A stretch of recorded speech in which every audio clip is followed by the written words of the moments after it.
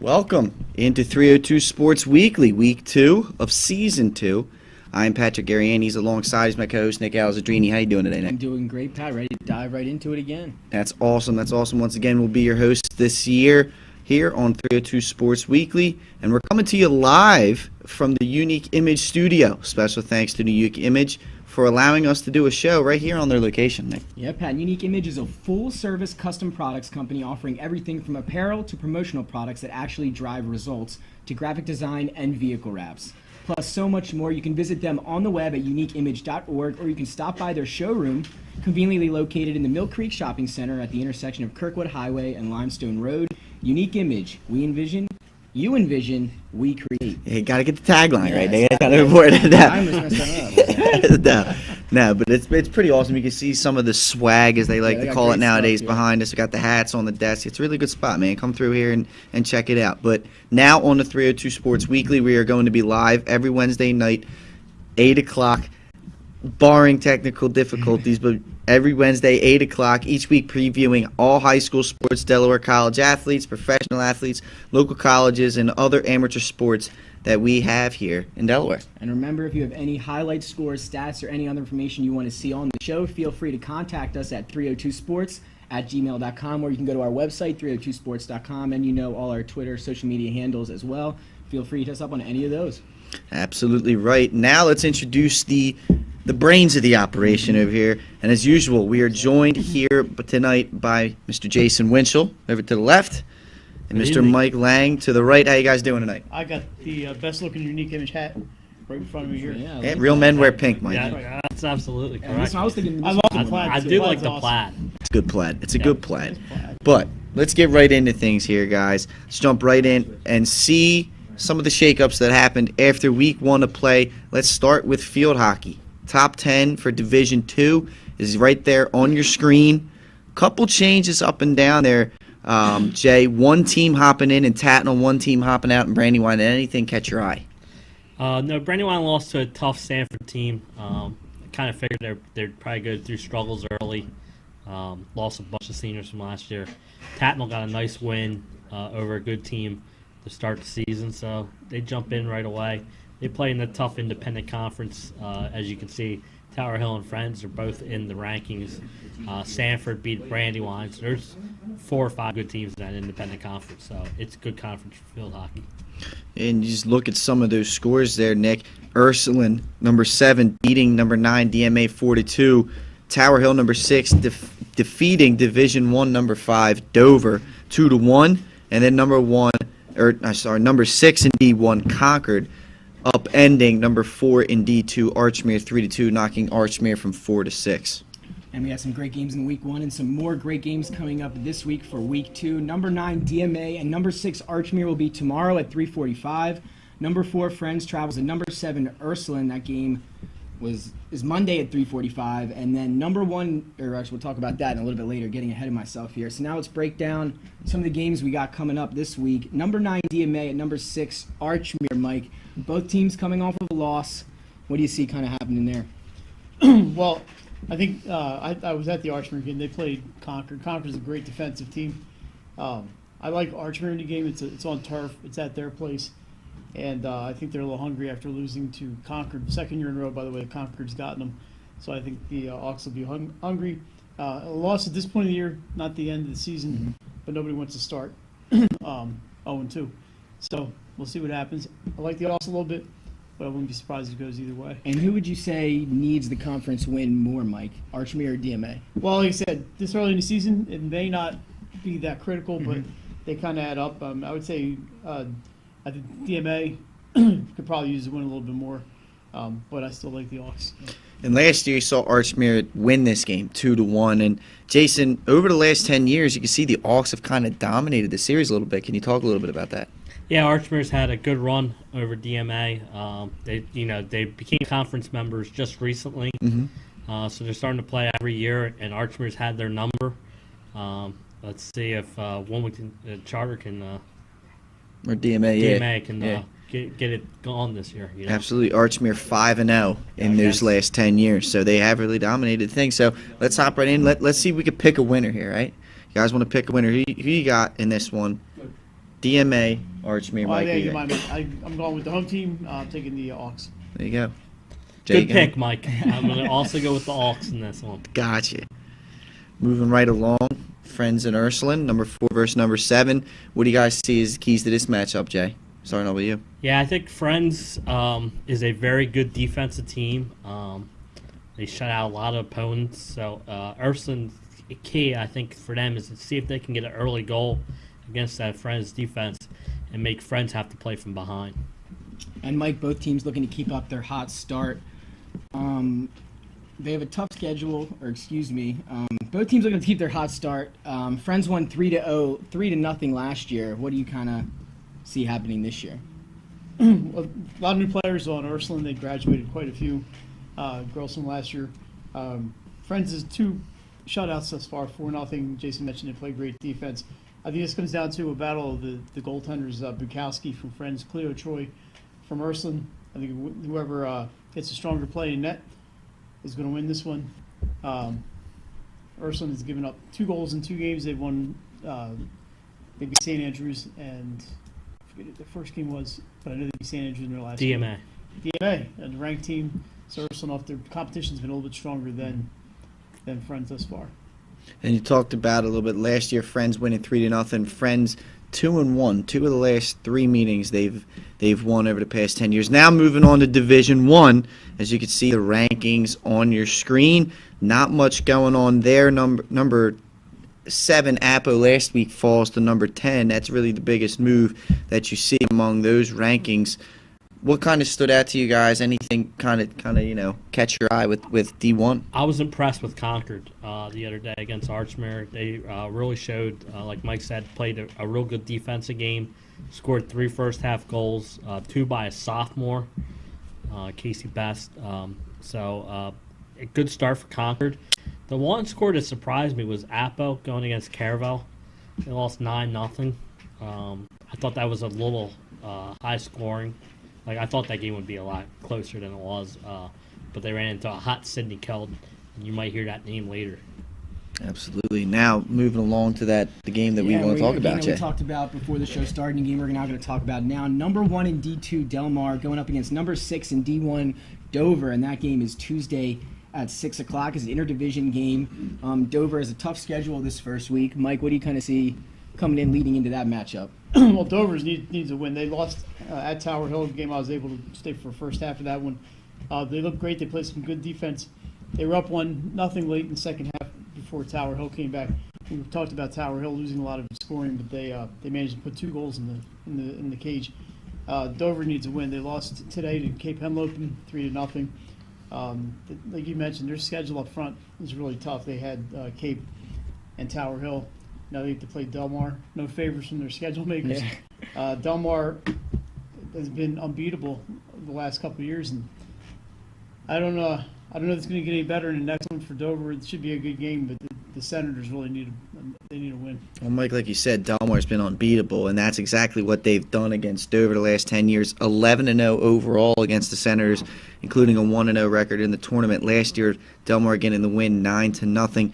Jay, what does Dover have to do to contend in this game? Find a way to slow down Delmar's offense, which is not an easy task. But I think if you can slow them down a little bit and maybe get a quick goal or 2 and make Delmar have to play catch-up, maybe you can keep it close, but it's not going to be easy. Delmar, like you said last year, 9-0. They just know how to put the ball in the cage. Absolutely. So that does it here for field hockey. We're going to keep this thing rolling right along. Quick commercial break. We're going to come back. We're going to head to the pitch, talk a little soccer right here after the break on 302 Sports Weekly. No matter where you are in life, at every stage, we are here for you, for all of life's big moments, and everything in between. After all, that's what families are for. We promise to make a positive difference in your financial life and go beyond the norm. Be a part of the Dover Federal family. Local people, local decisions, Dover Federal Credit Union. Unique image Wilmington, Delaware in 1979 with one focus, wowing our customers with great products and even greater customer service. 30 years later, we are still doing exactly that. Whether you're looking for marketing tools to promote your business, gifts for your employees or clients, or planning a special event, we're here with the voice of experience to help you every step of the way for your complete satisfaction. Visit our new showroom in the Mill Creek Shopping Center, 4577 Kirkwood Highway. Unique image you envision, we create. And welcome back to 302 Sports Weekly. We're going to keep it rolling. We're going to dive right into our soccer Division II top 10. Some shakeups here. At number 10, DMA. They were previously at number 6, so they fell back 4 spots in number 10. Conrad goes from 10 to 9. Archmere 5 to 6. Tower Hill from 7 to 5. They move up, and the rest you can see on your screen, usually the same. Some scores from this past week. Number 1, Caravel 5. Number 5, Archmere 3. Delcastle 2, number 6 DMA 1, and number 2 in D2 Indian River 2, number 7 in D1 Newark 0, so a big win for Indian River, and number 9 St. Mark's 2, number 8 McCain 0. One thing I want to talk about before we move on to the games upcoming this week, Delcastle getting that win against number 6 DMA. How surprising was that, Jay and Mike? Yeah, that's surprising. And then they played another team yesterday that I thought was going to have a real good year, and they beat them 9-0. So Delcastle's off to a hot start. So there might be a team that might make some noise in the Division One. It might jump up in that ranking soon. Keep an eye out for the Cougars. Keep an eye out for them. So let's move along to the games upcoming this week. Number 7 in Division 2, St. Mark's taking on number 3 in Division 1, Wilmington Charter, Friday, 3:30 p.m. Number 1 in D2, Caravel taking on number 1 in D1 in a battle of the number 1 teams in the state, Salesianum. That'll be Tuesday at 4 p.m. And then number 10, DMA, taking on number 6, Archmere, Saturday, 10:30 a.m. Make sure you're waking up and you got the lungs for that one. So let's break down that first one. All right, number 10, DMA versus number 6, Archmere. In the division, interdivision, Division 2 matchup there. Both coming off losses. Does it make the game more important, and who is it more important for, do you feel? Mike, we'll start with you. I think the team to beat in that conference is Wilmington Charter, but they're a Division 1 soccer team. So when you look at the Division 2 playoffs, it's really important for both. I think Archmere could really use this win. They dominated, St. Elizabeth's yesterday. I was able to go out and watch that, but the Caravel really thumped them last week, scoring 5 goals. It should be an interesting game. Both of these teams are a little top-heavy. With Archmere, you have Vincent Bigada, Will Schatzman scored 2 goals yesterday, and Andrew Rosenbaum, a name that we've gotten to learn over the last few years. Rosenbaum had 3 assists yesterday. He assisted on all 3 goals for Archmere. When you look at DMA, you have Tyler Broccoli. I would say Broccoli. Yeah, I know. Michael Ruggieri and Alvin Haley. So they really have a top-heavy team with each one. I'd say it's a little more important for Archmere. They will be playing at home. They're playing not on their grass field where they normally play. They'll be down on the lower field on the turf. They had a chance to play there yesterday and get used to a turf field. They're more of a grass team. So we'll see what happens on Saturday morning. But I think it's a little important for the Hawks to prove themselves against a ranked team, because Caravel really let them have it the other day. And guys, last year they played twice, DMA and Archmere. DMA beat them both times last year, once 3-0 and once 1-0. Jay, how does that have an impact, you think, coming into the season? Know that a team last year you couldn't beat them, or they beat you 2-0? Yeah, and there's the second one in the state tournament game, and the fact that Archmere, like Mike said, they can score some goals. They scored 3 goals in that loss to Caravel, and Caravel's a stingy defensive team. So Archmere can score, and I think they want to prove to themselves that, hey, you shut us out twice last year. We're a better team than that. We can score some goals. So I think that their motto is, and plus it's a home game for them, Saturday morning, 10:30. So it's I think it's they want to prove that they can score against DMA. And the last 10 matchups between these two teams split down the middle. 5-5, Archmere winning 5 regular season games, DMA getting that lone playoff victory. Moving along, breaking down this second game, St. Mark's, Wilmington Charter, D2, D1, both teams coming out and shutting down another top 10 team. What do you see with this one, Jay? Yeah, St. Mark's played them tough last year, just losing 1-0 at their place. I think Charter's a better team this year than they were last year early. Charter got back better late in the season. So it's going to be real tough for St. Mark's. But St. Mark's, they're coming in not giving up a goal in either game so far. Wilmington Charter hasn't given up a goal. So it's going to be, let's see who gives up the goal first in this one. And the field conditions might be a big factor in this one. Hurricane Florence making its way. I'm not sure if it's going to hit us or whatnot, and what the weather conditions will be like for that game on Saturday. Mike, do you think that may play a factor into how this game plays on out? Friday?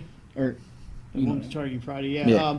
I think the rain is going to hold off until after the heavy rain until after Friday, and it's a really nice surface there at Charter. They do a good job keeping that field in pretty nice condition. Like Jason mentioned, Charter held CR to no goals, and they only scored one. St. Mark's does have 7 goals. They beat Dickinson today 5-0, so they've completed the Red Clay. So this will be completing the Red Clay School District, and let's see if they can keep it going. It's going to be, I think, it's going to be a tough win for St. Mark's. I have to lean Charter, but I've been wrong before, as many people have told me. Well, history would agree with you, Mike. 8 of the last 10 matchups have gone to the Force. St. Mark's did get the lone state tournament victory, but we're not talking state tournament right yet. Okay, let's move right along. Division I popping up right now on your screen. Again, not many changes going on early in the season. However, one new team did pop into the top 10 as Smyrna moves in at that number 10 slot while William Penn falls out. Some of the scores we saw last week: number 2 Apo defeating and blanking number 9 Polytech 1-0. Wilmington Charter gets a win against number 3 CR 1-0. So 2 really good games there, and that it's kind of a little bit shocking. Anything shock you, really, you guys? Anything on those scores? Anything really kind of stand out of you? They look like they kind of went chalk. Wilmington Charter slight upset over CR, but what do you think? Yeah, I don't really see an upset. I mean, Apo has been one of the class programs in the state the last few years, and CR and Charter have both been there. If you've been to any of the state championships in the last 4 or 5 years, it's either Apo, Charter, or Cesar Rodney playing Salesiano. So no surprises that these teams would have put up the close wins, and or that Charter would have beaten CR. CR is a really good team, but that's a nice win for Charter. So no real surprises. And then a huge game coming up. Number 1 in D2 Caravel taking on number 1 in D1 Sally's. It's a battle of the top-ranked teams and defending champions. Sally's the first in-state opponent. What do you think about that matchup, Jay? What do you expect from that game? Yeah, Sally's, like you said, they've played 2 out-of-state teams, both on the road. Got a couple 4-1 victory and a 2-1 victory. So they've given up some goals this year already, Salesianum, against some good out-of-state competition. Now they're going to come in-state and play a Caravel team that put up 5 goals against our Archmere team. So Caravel can score. This one, I can see this one being a lot of goals scored in this one. Yeah. Sally's doesn't play many in-state opponents. That's something you're not used to seeing from them. This is one of them. Can you talk about maybe what Caravel should be getting up for? They're going to be playing against a really good Sally's team that plays a national schedule. What do you think they have to do to try and slow the Sal's down? Well, I think if they try to run with Salesianum, it's not going to work. The most teams that have had success, or teams that have had the most success against Salesianum, have been able to slow the games down. You see them playing a possession game, taking shots where they get them, trying to score a goal or 2, and hoping that Sally's doesn't have the ball enough to score 5 or 6 goals. I think that's probably going to be the route Caravel maybe should go. I think they like to kind of run and gun a little bit. I think if they get in a race with Salesianum, a track meet with Sally's, things could end up not looking too good for the Bucks. So I think they need to try to slow it down a little bit while still trying to play their game a little. It's going to be a tough one for Caravel, especially having to visit Salesianum. Absolutely. And the last time they played last year, Sally's won 7-0 last year, so hopefully Caravel can get that out of their heads coming into this one. But let's make some picks now. It's a huge game. Battle of defending champions, number 1 in each division. All right, Mike and Jay, who you guys got? I like Sally's in this one. I think they have too much offense for Caravel. So I like Sally's in this one. I'm taking the number 1 ranked team. I like that. Right down the middle, Mike. I like that. I can appreciate that. And that's my pick, and I'm sticking with it. I can appreciate that one. But Salesianum, I think, wins. Absolutely. So there we have it. That wraps up soccer. We're going to take a quick break. We're going to come right back Go talk a little volleyball, Mike and Jay's favorite sport. Yeah. So we'll be right back after this. Till we start covering tennis. Life's too short to hate your home. Remodel your home with the pros voted Delaware's #1 home improvement company. Ferris Home Improvements has something for every homeowner at their new showroom on the corner of Kirkwood Highway and Harmony Road in Newark, Delaware. Explore products and layouts with the area's top designers. Touch and feel products that inspire your dream space. Ferris Home Improvement's pride in the details make them the area's best in roofing, windows and doors, siding, decks, kitchens, and bathrooms. Want a professional, no-pressure remodel? Go see the best at the Big Shamrock on Kirkwood Highway. Ferris Home Improvements. Quality workmanship from a neighbor you can trust. The Hadley Group is your local real estate resource. Brian Hadley joined Patterson Schwartz & Associates in 2005. In 2013, Nicole Flora joined Brian, followed by Emma Burnett and Grant Jepp in 2014. That's when the Hadley Group was formed. Patterson Schwartz Associates offer you exceptional knowledge of local market conditions and a commitment to represent you honestly and professionally.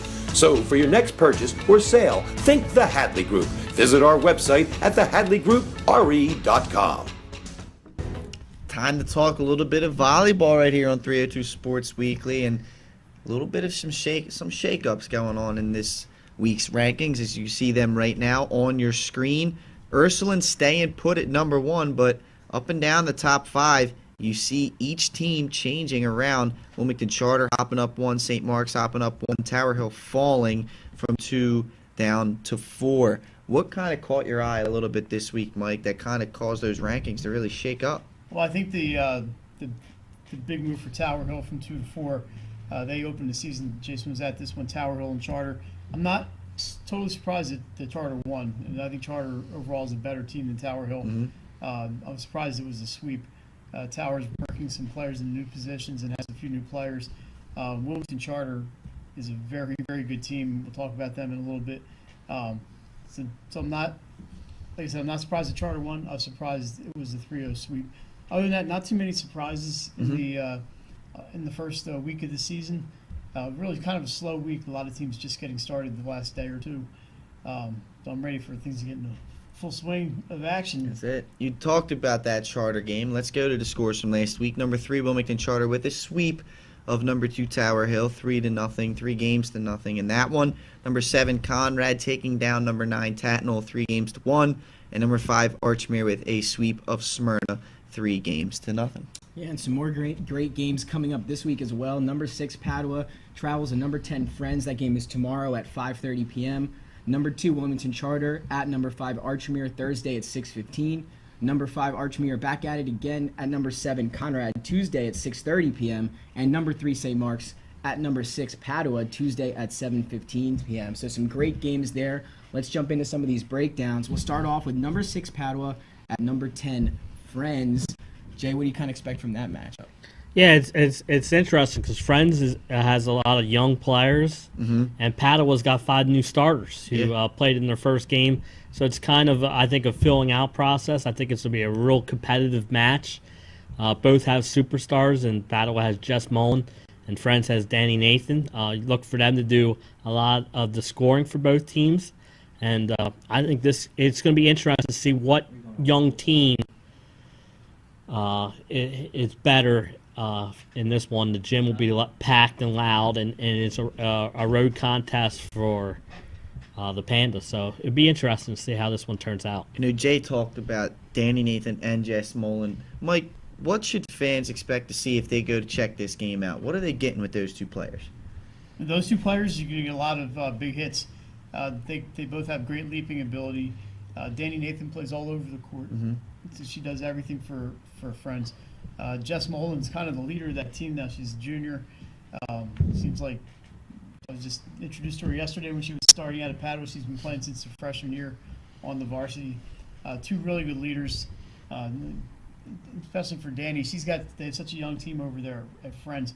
Padua's got a lot of new starters, but a lot of those girls, they've been on varsity, just haven't started, but they have been rotated in. So it's a youth matchup in a lot of ways, but it should be a lot of fun. Big hits from both of those 2, though. In the series in the last 10 years, Padua leads at 7-3, and they have won 6 straight against Friends. So that'll take us into who's going to win this time around, and we'll ask you guys, Jay, what do you think? Who's your pick for that game? I like the Pandas, but I think it's going to go, if not 5 sets, at least 4. 4 sets in Padua's favor. So, just a note to my friend Barb Fitzgerald, nothing personal. I like Padua. I think it's going to be a 5-setter. It's they're both young teams. It's at Friends. Should be a little crazy atmosphere over there, but I like Padua. Here we go. They got the Pandas taking this one. Let's move along to our second game we want to highlight. Number 2, Wilmington Charter taking on number 5, Archmere. It's a conference opener for both teams. And, Jay, this one's going to be a top 5 matchup. This is something the fans could really get excited for. Yeah, and last year this Wilmington Charter won 3-1 at home. They ended up running the conference, and Archmere, it was the only loss in the conference. So right out of the bat, this could be for the conference championship. Right, first game of the conference tournament. This conference is deep and strong, so it might not. But last year it did come down to these two teams, and that opening win by Charter was the difference. And Charter's tough. They have the height, and they're going to use the height to their advantage. They did it against Tower Hill, and I was at that game, and they were impressive against Tower Hill. Kill after kill after kill by different people. It just wasn't Maddie Matheny. They are a talented group, and Archmere plays some great defense, and that's their trademark. So it's going to be interesting because Charter's got the hitters, and Archmere's got the defense. Mm-hmm. And historically speaking, the last 10 years, Archmere has kind of really owned the series, 8-3 in the regular season, 2-0 in state tournament matches. But last year, Wilmington Charter ended up getting the better side, and 3-1 win for Wilmington Charter last year. Mike, is that revenge going to be in the Auks' minds coming around this time? Is that going to give them an extra boost? They might tell you no, but the answer is yes. And it's going to be at Archmere. First, these are two of my favorite places to watch games. Archmere, the students are going to be there. It's going to be crowded. It's going to be loud. It'll probably be a little stuffy, not as bad as it was against Smyrna last Friday night, but it's going to be it's going to be pretty steamy in that gym. Should be a great night of volleyball up at the Moglia Fieldhouse. Absolutely. So let's pick this one. How do we see this one going? Mike, we'll start with you. I think it's going to go at least 4, probably 5 sets. Slight edge to Wilmington Charter, playing very well early. And like Jason said, they got 3 6-footers on the front line. It's Hannah Wright, the libero from Archmere, is going to have a busy night. Slight edge to Charter. Jay? I like Wilmington Charter in this one. I do think it's going to at least 4 sets, but I think Wilmington Charter's height is too much for Archmere to overcome. And our last matchup here, and we're talking volleyball, and it's definitely last but not the least, in my opinion. Number 3, St. Mark's at number 6, Padua. Now, the Spartans have lost 3 times the Pandas last year. Jay, we'll start with you. How do you change that for your St. Mark's? What are you going to do to respond? Yeah, and St. Mark's has had a rough stretch against Padua. I think Padua's won 11 straight against their rival, St. Mark's. St. Mark's has Savannah Siemens, and that's a difference maker right there. St. Mark's is playing some great defense, and out of the Playdate teams, I saw St. Mark's was a little bit better than Padua in those Playdays that I saw them. Now, Padua, like we said, young team, new starters. Now, by that time, it's going to be the 3rd game of the season for them, so they might be ready for this challenge, but it's not going to be an easy challenge for the Pandas to start. This is a Catholic Conference matchup, Mike, and us 4 here on the table are very familiar with how live these events can potentially get. Like Jason said, 11 in a row for Padua. They've also won 13 of the last 21 in all 3 state tournament appearances. How do the Spartans kind of get the mojo back on their side? Does it start this year? It could. They St. Mark's swept Friends last night. They're off to a good start. They're very, very talented. And Jason mentioned Savannah Siemens. And it's not just Savannah. They have a lot of good players in that team. And Padua, if they're going to get Padua, this is going to be the time. Padua's still coming together as a unit. You talk about hot gyms and steamy gyms. Padua is about as close in a gym as you can get maybe with Tower Hill. They have two of the smallest gyms in the state. St. Mark's is used to that big court. But if St. Mark's can get some of their students to make the trip up, maybe that would help them out a little bit. I don't know if they need that kind of motivation, but it certainly wouldn't help. They got to find a way to block out Mullen. And then on their offensive side, Paddo's got some great defenders up front, and if they can get Siemens free, get her some open looks, I think St. Mark's has a great shot. All right, well, let's stop the talking right now. Let's make some picks. All right, Jay, who we got in this one? Oh man, this is a tough one. Yeah. This is a real tough one. I am leaning towards St. Mark's in 5. How about that? It's going to go 5. I think St. Mark's will end that streak of 11 in a row on the road. Heard it here first. But it's definitely. I have a feeling it's going to go to 5, and let's see if they can pull off that road win. What do you got, Mike? I'm leaning Padua. Split down the Yeah, middle. I think maybe I don't know we spoke before, but I like The that. only That's reason good. I'm leaning Padua is because they do have really good front line defense, and that they can minimize the damage from Savannah Siemens. I think they can take this one, but I'm not going to be surprised by either result. And of course, next week Tuesday is the only night I can't go to watch volleyball, so I won't be there. But I'll be following along Tuesday from Padua. But it should be this could be one of the classic matches of the year. Cannot wait. Cannot wait, Nick Allison Jr. Well, now we're moving on. Going to take a quick commercial break. When we come back, we're going to talk about a sport we're a little familiar with, football, right around the river bend. Be back after this.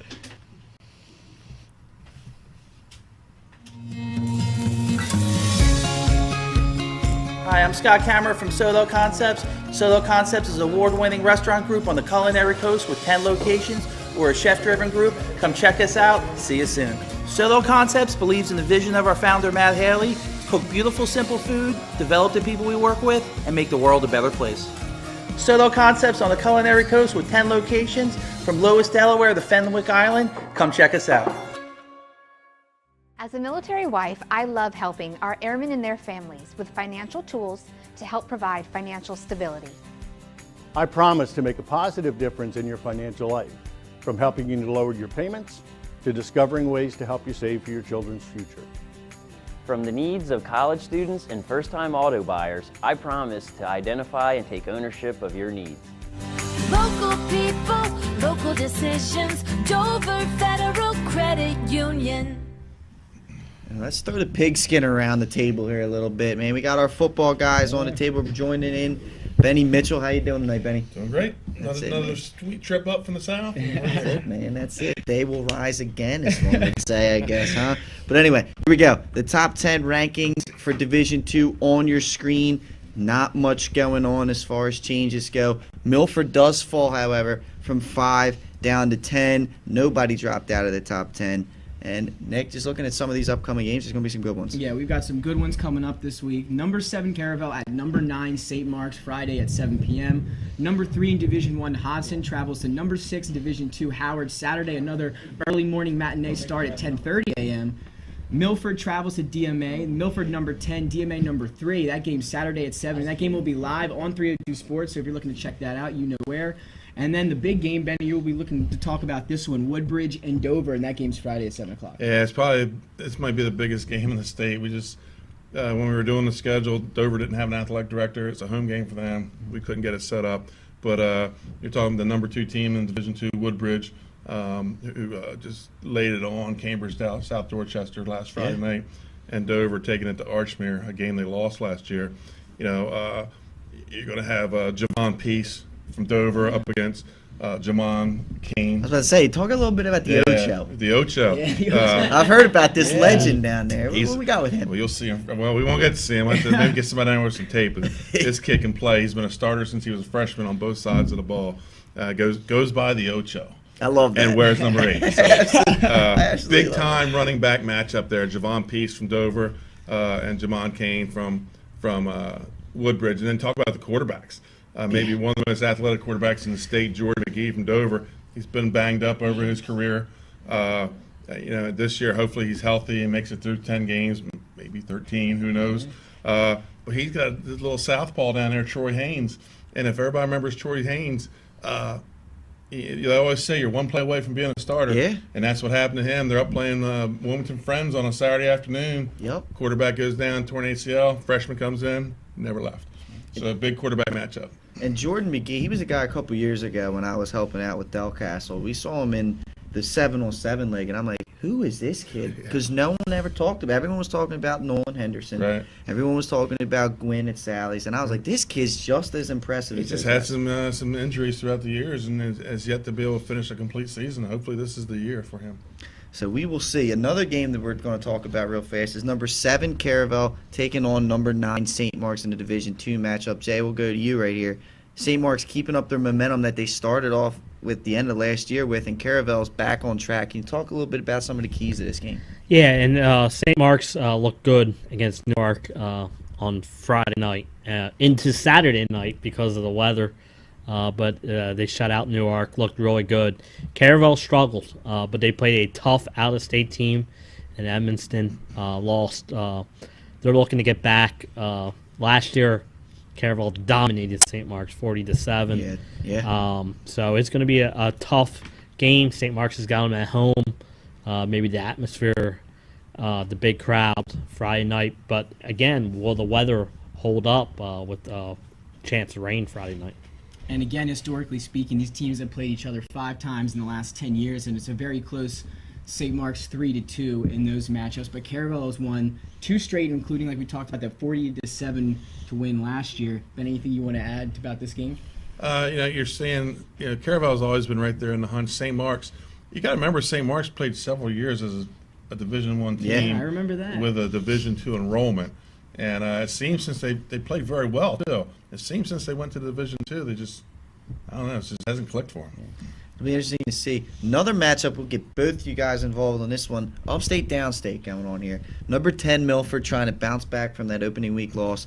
They'll be taking on number 3, DMA. You can catch that right here on 302 Sports. This is the ultimate speed versus size matchup. Right.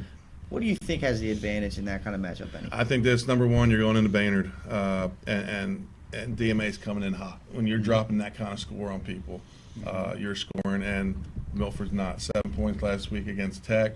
Tech is the middle of the pack. Henlopen North team, not a bad team, but I just think DMA at home, just that straight-ahead running style they have, I say their speed wins this. Milford's rebuilding, as simple as that. Mm-hmm. Milford's in a rebuilding program, freshman quarterback. Mm-hmm. It's going to take several weeks for them to get it together in gel. We'll go to you now, Jay. The series lasts 10 years. DMA 4-1. They played 5 times. Last year, a very close 24-23 win for DMA. What do you think are some keys to the game? Will special teams have a big factor in this one? Yeah, DMA special teams are really good with a lean back there, returning kicks and punts. If I am a special teams coordinator, do not kick the ball anywhere near him. Even kick it out of bounds and let them start at the 35. They'll find a way to get him the ball no matter what. Right, yeah, exactly. I said that last week when Archmere was kicking the piece. I mean, why would you kick to him? And he burnt them when Archmere looked like they were trying to get back in the game. Finally got on the board, and then he returns the kickoff 82 yards. If I'm not mistaken, this game came down to 2 last-minute field goals last year. And DMA kicked one in the last minute, and then Milford ran one back and kicked the field goal to win the game. DMA won the game. But it was the other way Milford around. Kicked what everybody thought was a game winner field goal. with 7 seconds left. Right. And then DMA got a great kickoff return. Right. And then banged Kicked the winning field goal, winning field goal. It was instant classic. Yes, Right. it was. And yeah, we did that game last year. Yes. We were rolling up the wires. Unbelievable, yeah. We were wrapping up. Since we're broadcasting this game on 302 Sports, we will not pick this game. We'll move right along. We'll move right into Division I. You can see the rankings on your screen right now as we speak. Nothing going on in that top 7. Bottom half of the rankings, you see a little bit. Dover hopping in at number 9. Sussex Tech hopping from 10 to 8. Henlopen dropping from 8 to 10 with St. George's falling out. Some of the scores from last week we saw on our game of the week. Middletown really put a good performance out there. That's number 2 Smyrna, 41-20 was the final in that one. Number 3 Hodson took care of Sussex Central in a very early morning game for Sussex Central, 26-6 in that one. And Sally's, they rolled. They rolled on Concord there, 44-0 the final score in that one, Nick. Yeah, and Pat, 2 great games coming up again this week. Number 6, William Penn at number 1, Middletown. That'll be Friday at 7:30 p.m. That's a big game. And that will be live on 302 Sports, so make sure you check that out. It's with Fox Sports 1290. And then the next game, number 8 Sussex Tech at number 4 Sally's. That game is also Friday at 7:30. So we'll jump in and start to break down some of these games. Let's start with Sussex Tech and Sally's. Number 8 Sussex Tech at number 4 Sally's. Jay, we'll start with you. What do you kind of see being some keys to the game? Well, Sally's is playing their third-string quarterback. Their starter got hurt in the last scrimmage against Sussex Central. Therefore, and their backup has some injury issues also. So they started their third-string quarterback against Concord. He didn't have to do much because their running game was effective. I think if Sussex Tech wants to compete in this one, they want to try and find a way to let that third-string quarterback beat them. Can they stop Sally's ground game? That will be key. I think if they force Sally's into a passing game, Sussex Tech has a chance in this one, but they have to find a way to stop the ground game at Sally's. Yeah, both teams look to really rely on their offensive line and their running games. This game could be done in an hour and a half based off of the running up and down the field. 45 minutes maybe, who knows. Is this, I mean, what do you see, especially with Sussex Tech, you being the downstate expert, what do they bring to the table for the people who may not know much about them? Well, bringing another Kane. Yeah. Quarterback. And they're good. Right, and I think the last time Tech beat Slazan was when Kanai Kane was the running back, and they kind of scorched them a little bit. In a tournament game, too. Yeah. And this kid is Ricky Crane. Ricky Kane he's a good quarterback, and he's got a bigger line this year. I think the key in this game is going to be Sally's is a little more bigger across the line. We're still talking wet conditions, and may not officially be Sally's home, but Baynard is Sal. This is Sal's home. Simple as that. It's a tough road trip for Sussex Tech. 7:30 kickoff on a Friday night. But I can see where if like you said, Jason, if they can slow that Sally's running game down, you're asking a lot. You got to make that quarterback beat you. And if we talk about the last 10 years, Sally's 3-1. They played 4 times, but one in the state tournament. And as you guys alluded to, Sussex Tech did win that game. So last year's score, Sally's 36-10. So we'll get to it. What do you guys think? What's going to be the outcome of this game? Jay, we'll start with you. I think the home field advantage will let Sally's win this game. I do think it'll be closer than last year's score. And like I said, if Sussex Tech can find a way to stop the Sally's ground game, I think they have a chance to steal the victory. But I do like Sally's in this one. Ben, what do you think? For Sussex Tech to win, I think they got to let Ricky Kane loose. They got to let him like a run-pass option offense. Let him throw the ball. The kid can throw the ball.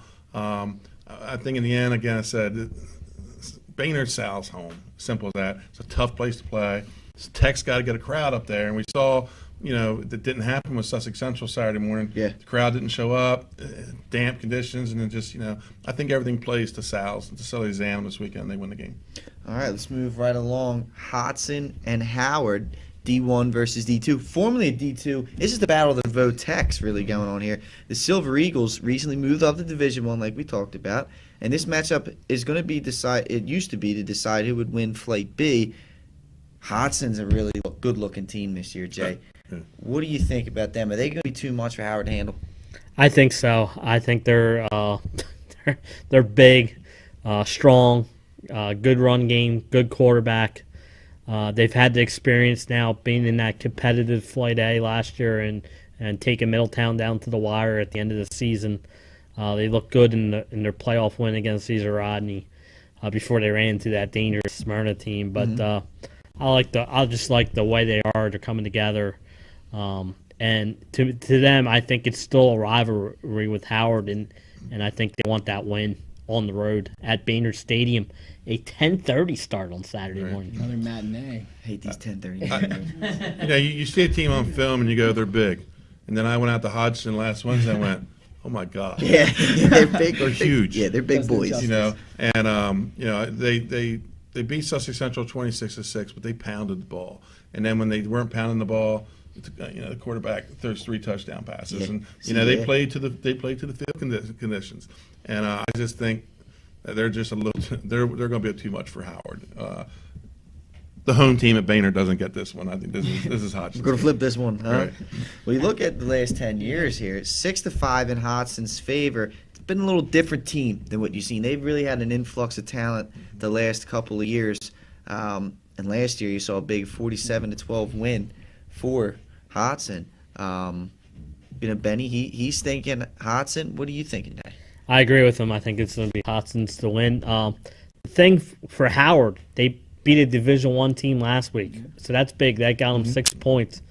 So here, if they can find a way just to steal a victory here, you're looking at a team that probably can go 8-2, 7-3, and make that tournament because you got 2 Division I wins under your belt. But I think Hotson's too much for him here, and I like Hotson in this one. There we go. That'll do it right here. So don't forget, we got a couple streams coming up this weekend. William Penn and Middletown. All right, keep an eye out for that. We're doing that game at Fox Sports 1290. That's a Friday night game. And then, like we talked about earlier, DMA and Milford on 302 Sports. That's And a you Saturday got the night Friday game. night Sussex Central hosting Queen Anne's County out of Maryland. There you go. That'll be downstate. That's going to be a good game as well. I mean, 3 good games coming to you this weekend from 302 Sports. So we're going to take a quick break. We'll be right back. We're going to wrap the show up. We got top plays. We got players of the week, among other things. And the Spotlight game. We'll be talking about that right here after the break.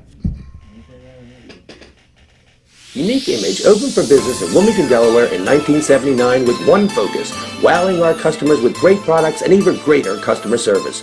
30 years later, we are still doing exactly that. Whether you're looking for marketing tools to promote your business, gifts for your employees or clients, or planning a special event, we're here with the voice of experience to help you every step of the way for your complete satisfaction. Visit our new showroom in the Mill Creek Shopping Center, 4577 Kirkwood Highway. Unique Image, you envision, we create. Mr. Italian began his career in home finance in 2002 as a mortgage consultant. Since 2002, Brian has helped over 1,000 home buyers achieve their dreams of owning a home. Brian's knowledge of current market conditions and his detailed evaluation of buyers' finances ensures that each buyer will receive the best mortgage to fit their needs. Brian is often commended on how efficient and effortless he makes the mortgage process for everyone from first-time home buyers to investors to experienced buyers. For the loan that fits you, contact Brian today. Mr. Italian Where you are in life, at every stage, we are here for you. For all of life's big moments, and everything in between. After all, that's what families are for. We promise to make a positive difference in your financial life and go beyond the norm. Be a part of the Dover Federal family. Local people, local decisions. Dover Federal Credit Union. We're back here, ladies and gentlemen, talking a little Spotlight game of the week here on 302 Sports Weekly. William Penn taking on and visiting Middletown. All right, this is going to be a good game. William Penn, new coach, Matt Sable replacing the William Penn legend, Marvin Dooley, who moved on to St. Elizabeth. They're kind of losing a couple guys. Noah Ogden, he transferred over to St. E's. Taryn Cochran, Isaiah Gaynor. Jay, we'll go to you with a little bit about William Penn. What do they got to do, especially with the coaching transition, to really get things turned around? Yeah, this is going to be a tough one for them. They lost their opener against a really tough out-of-state team, but they were competitive in that game. Only lost 14-7. They got to go to Middletown. Middletown. It's going to be tough. They haven't scored the last 2 years against Middletown, losing 29-0 and 25-0. So. I don't see. Do you see a steady dose of maybe Najir Banks, their running back number 4? Do you see them going to him a lot? Yeah, and try and keep possession. If you have control time and possession, you can keep that Middletown offense off the field. And Benny, we saw Middletown last week and what they're capable of. They looked really good. They were one of the games of the week last week. We knew they would lose Whitehead, but they got Drew Fry back, and he didn't misstep. Looked real good last week. What do you think about Middletown?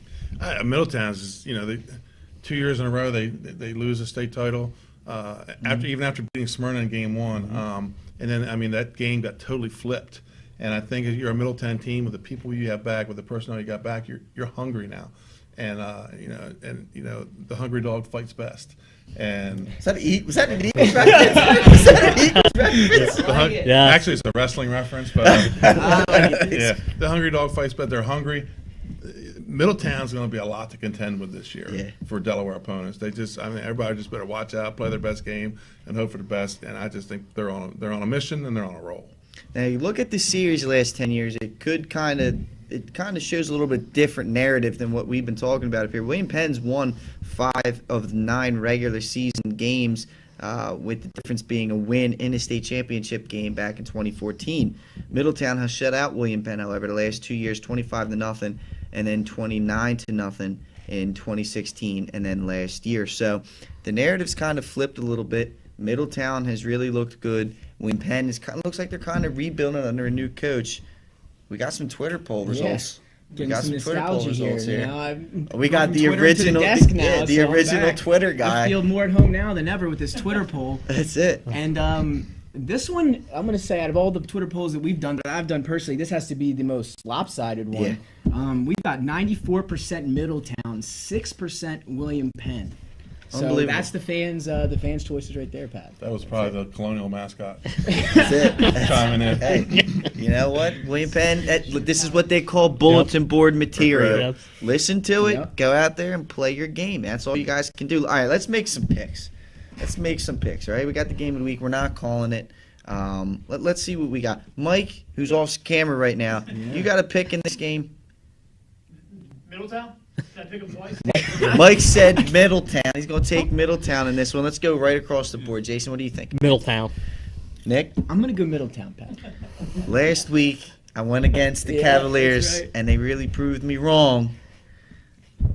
I'm going to have to do a little different. I'm going to have to go with the Cavaliers this week. I think Middletown's going to be a little too much. Wait, now, last week you were the last pick, and you talked about how you didn't like to see it across the board. Yeah, So, I left it in your hands. You bet what you got, so buddy. left it to me, and I say screw it, Middletown. There you go. That's it. Middletown, once again, William Penn, bulletin board material, man. Take it through the I'm rest with of the it. week of practice. Go out there and show us what you got, man. It'd be a big stage to do it. We're going to take a quick commercial break. Going to be right back. We're going to go really fast and wrap up this show, man. We'll be right back here on 302 Sports Weekly.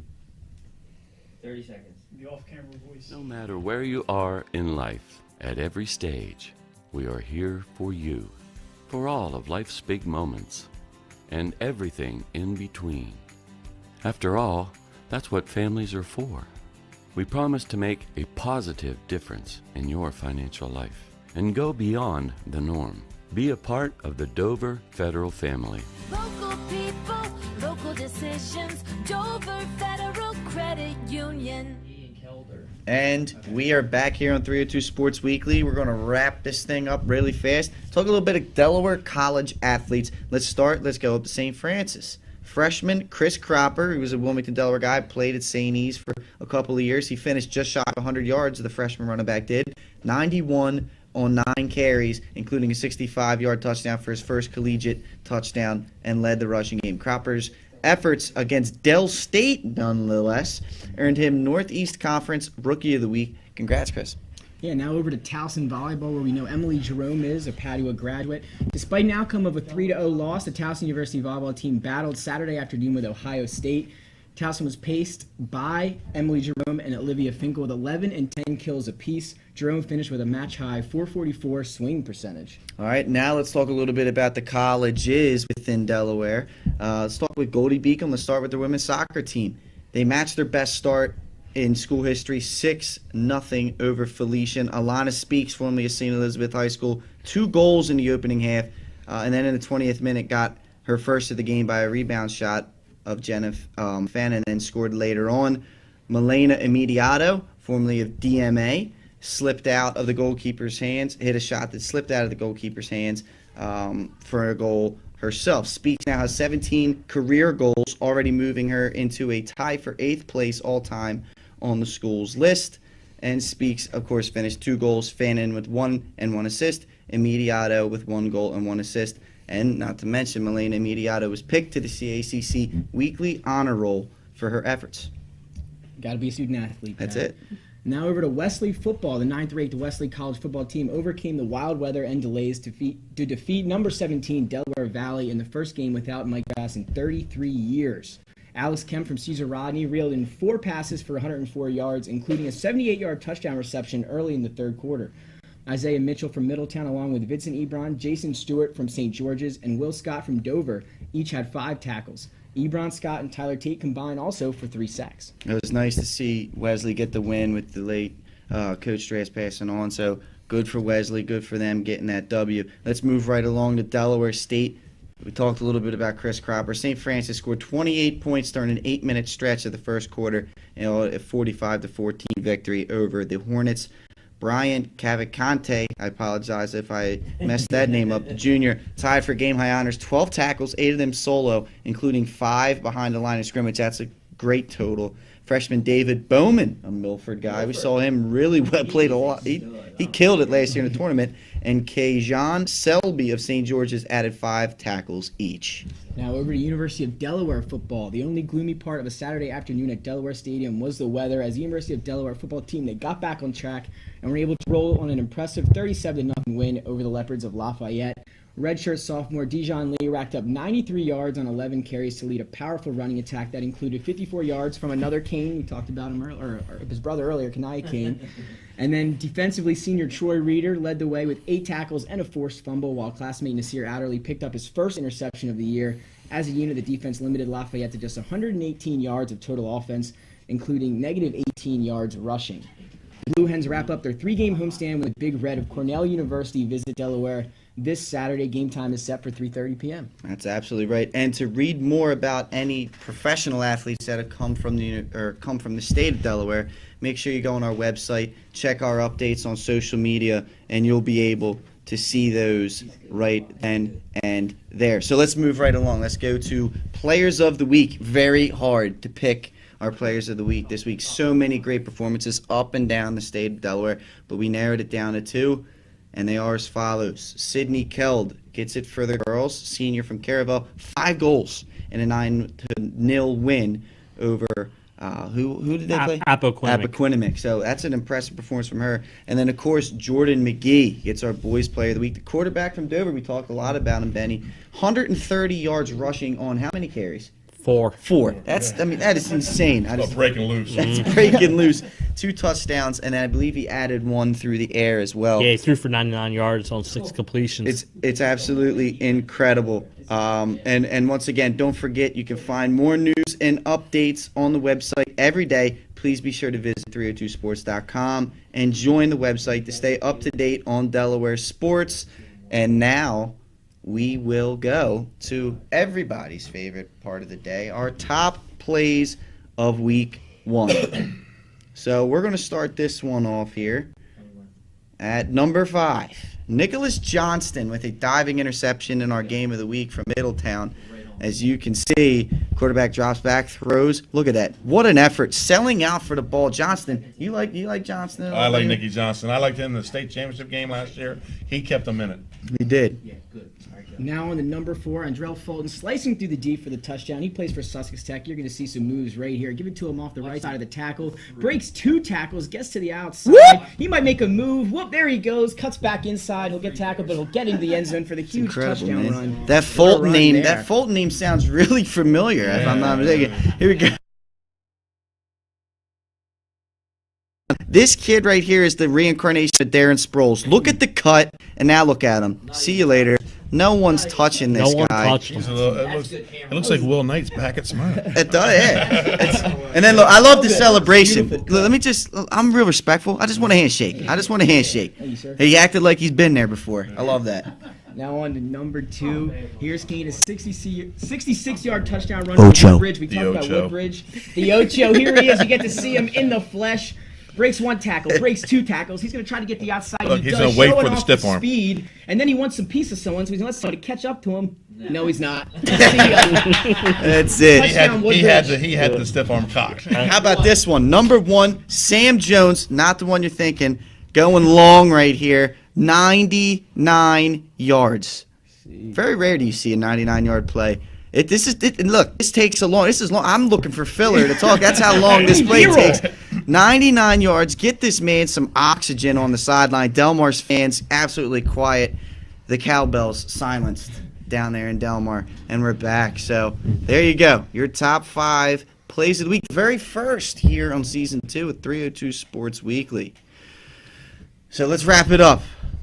Before we do that, thank you, Mr. Leonard Evans, making sure that I didn't forget about volleyball. We will be getting our streaming schedule out to you guys very shortly, more than likely next week, if I'm not mistaken. So keep an eye out for that one to see where you can see Mike, Jason, and the rest of the crew for volleyball this upcoming season.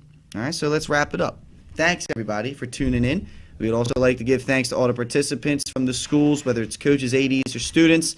This show will only get better with your participation. Once again, a big special thanks to all of our sponsors during the shows and games. You see their ads and their commercials. If you're in the market for any professional products, please contact them and let them know you saw their ad on 302 Sports.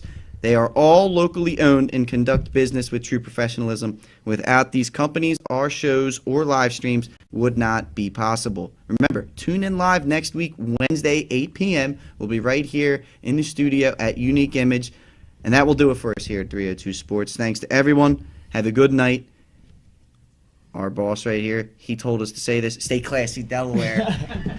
Stay classy. Have a good one.